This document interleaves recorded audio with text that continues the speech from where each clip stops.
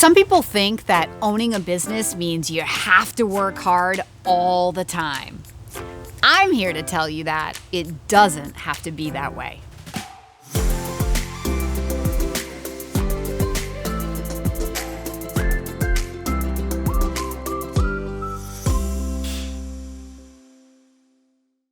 In this video, I want to share with you some of the tips and tricks that I've learned after 25 years of being a small business owner on when to drive your business and when it's okay to sit back and coast a little. Every day, I meet people that have the dream to own their financial future. And oftentimes people will say, Kim, I want to put in as little money as I can, as little time as I can, and I want a maximum return. So I'm not about to tell you what you want to hear. If what you want to hear is, yeah, that's possible. Every business owner is going to tell you that in the beginning of owning a business, it's a lot of hard work because you're getting up the learning curve of a business. You're becoming a business owner. And in a franchise, many times people are learning a whole new industry, right? Because we're not looking for widget masters. We're not looking for people with prior industry experience. So they're coming to the idea of owning a business. They're getting trained on a new industry and getting up the learning curve of that at the same time that they're learning to become a business owner. So there's a lot to take in. And until you become efficient at certain processes, right, it takes more time. But as your daily coach, I want to encourage you from day one of owning your business to plan for time off. If you don't, you will get burnt out. Because like I said, there's so many things to do all the time. It's like being a mom. I can never get the job done, no matter how much I can do. And I can do a lot in a day. I still can't get it done. I finish doing laundry, look in the laundry basket, and that laundry basket is full again. There's always going to be more for me to do. And in owning a business, the same is also going to be true. But if you're intentional about what you do, then you're going to know when it's time to drive and when it's time to relax and coast. In other videos, I've talked about what I call my daily plan. This is deliberate creation at its best as a business owner. My daily plan allows you, the business owner, to define exactly what you have to do each day that you're in your office in order to be advancing toward your revenue goals. So you never have to wonder where you are in relation to where you want to end up. This daily plan also includes planned days off. One of the things I've learned about myself after so many years of being a business owner is that I can become a workaholic. If I am not careful, I will keep my head down and I will keep grinding even when I'm exhausted. But I mean, who among us is good when they're exhausted? I am not good when I'm overtired. I react emotionally. I say things I don't mean. You can ask my children about that.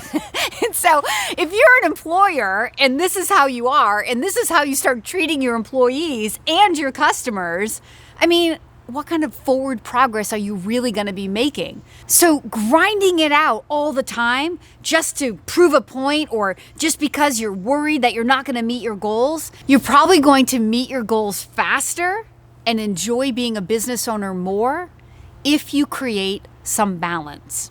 Now, the word really is create. You have to stop and plan for this.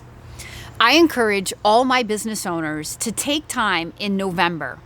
November is kind of a good time, right? Around Thanksgiving, naturally, most businesses get a little bit slower. And that's a good time to reflect on the past year and to start dreaming about what you want to do next year. And during that time, you can start to intentionally plan for those vacations. So when you're coming up with your daily plan, you're going to separate the days that you're not in the office from the days that you are in the office. So when you're looking at your revenue goal, you're only going to use the days you're in the office and use those number of days to divide into that revenue goal to come up with your revenue per day goal. And this is how you intentionally start to create time away from your business. I want to inspire you from year one to take the equivalent of 4 weeks of vacation. This means building your daily plan off of 48 weeks. I also encourage you to only use 5 out of 7 days. So even if your business operates 7 days a week, I only want you driving that revenue, that sales process, 5 out of the 7 days. Everybody needs a little rest. If you're effective and you hold yourself accountable on the days when you are working, then you can relax on the days that you've planned to be out of the office. Most businesses also have some seasonality. As I mentioned, the week of Thanksgiving is often kind of a seasonal week where a lot of businesses have some downtime. The week between Christmas and New Year's is another great week. There's usually other weeks of the year where you can disappear and it really won't have a major impact on your business. Sometimes it takes 1 or 2 years of being in your business to have the experience of different seasons to understand when these times are. I don't want you disappearing at a key week when major decisions are being made and lots of new clients are coming to you. That would be foolish. It's about sneaking away during the times that are naturally slower times in your business. And if you've planned for this, then you should take that time and not worry about your business while you're away. The business will be there when you come back. And when you come back, you're going to come back happy, relaxed, recharged, ready to go. You're going to bring your best self back to your office, back to your employees, back to your customers. And that's the self that's most effective. That's the person that can get the job done. That's the person that your business needs and deserves. And lastly, this time away out of the office, it doesn't have to be 2-week vacations or even 1-week vacations. It can be a day here, a long weekend here. It could even be an afternoon out of the office to take your kids to the movies or to go to the beach, to do things that take your mind off of your business, to relax you, that help recharge you, that give you a feeling of balance. That's really what I want to impart to you. When you own a business, it's very easy to get knocked out of balance because, as I said in the beginning, there's so many things to do, and the more you do, the more there will be to do. The bigger you grow, the bigger your goals are going to become, and the more you're going to want to grow. But if you don't keep yourself in balance by taking time away to recharge and rest, you will not be bringing your best self to your business. And chances are you won't be as effective as you could be with just some time away. It's really that simple. I'm one who's not good at taking vacation.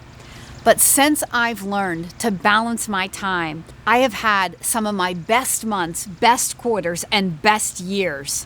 I am most effective when I work in short bursts. So I literally think of my business as sprinting from vacation to vacation. You didn't say yes to the dream to own a business, to be enslaved to the day-to-day routine of your business. You bought a business for the freedom, the control, the opportunity to live the life of your dreams.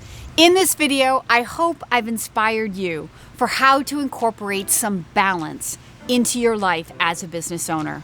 If there's anything else that I can do to help you live the life of your dreams as a business owner, please follow the email on the screen below.